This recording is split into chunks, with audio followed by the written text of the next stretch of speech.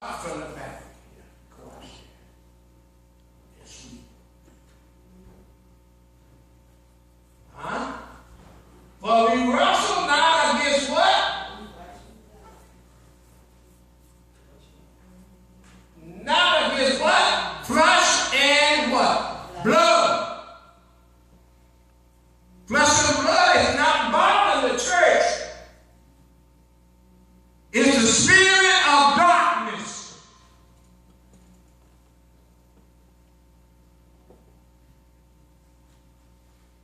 We don't fight against one another. We don't talk against one another. We don't hurt one another. We wrestle against what? For we wrestle not against what? Flesh and blood, but against what? Sister Sandra, you got your mic open. I know you do. Sister Sandra, you keep your mic open.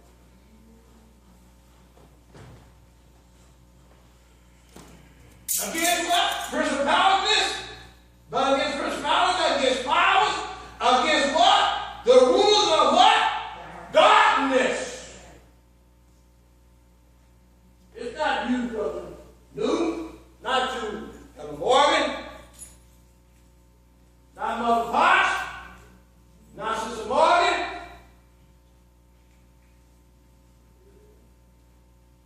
They're not bothering us. They're not bothering you. They're not hindering you.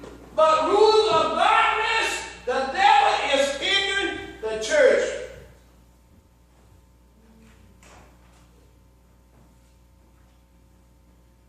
All right. That's the broom part.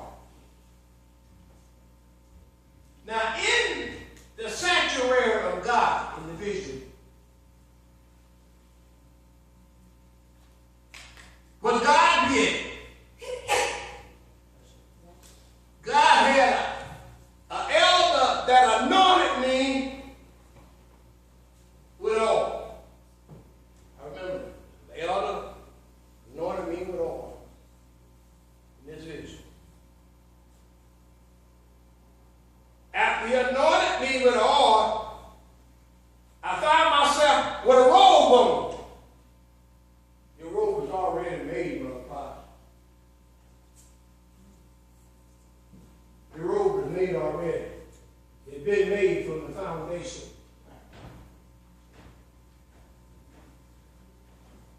I found myself with a robe on, but the bottom of this robe here, it was two pieces. It was made out of some type of lace. But this lace here, it was material that the robe was made out of. I cannot describe it, but I know that it was real.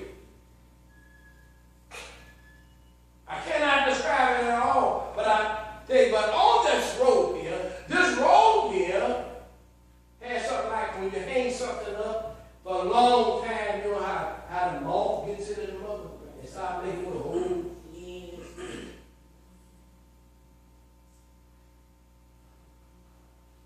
See, your robe is already made. Your ring is already made.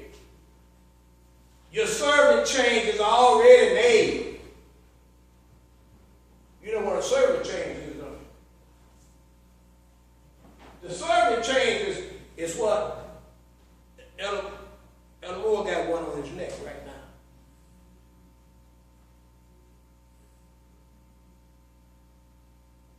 That don't mean that you're so important now. I don't care how long your change is and what color is gold, red, white, or blue. You ain't nothing but a servant. That's right. And we got to stop treating folks and put them higher than God.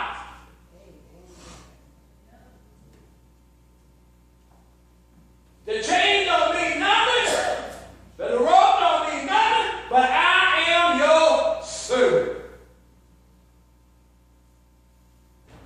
That's all. Now God put a servant change on me.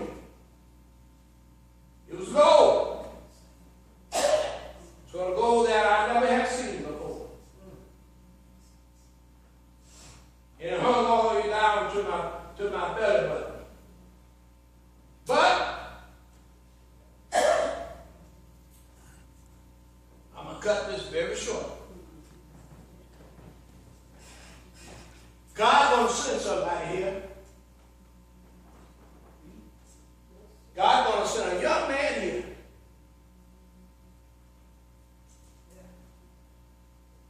That's not after money. That's not after filthy lucres. That's not going to fleece the sheep.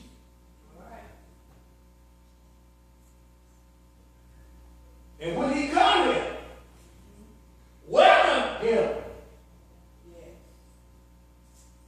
If you come here telling you that I want this and I want this here, I want a certain salary, he's not the one.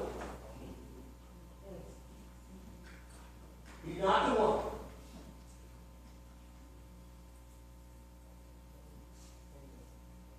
But God's going to send you one. Sweep the church out. Get it ready. Sweep those spiritual demons out of here. Get it ready.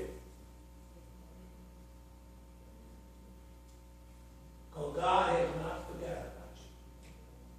But what God wants you to do, when God sent his man here, don't let nobody run him away. Speak up for him. Keep him for the Lord. You read that 12th chapter of Corinthians, and you'll find out. Give me a few more. And I said, I'm going to show you. I'm not going to read it. I'm just going to read the last portion of it.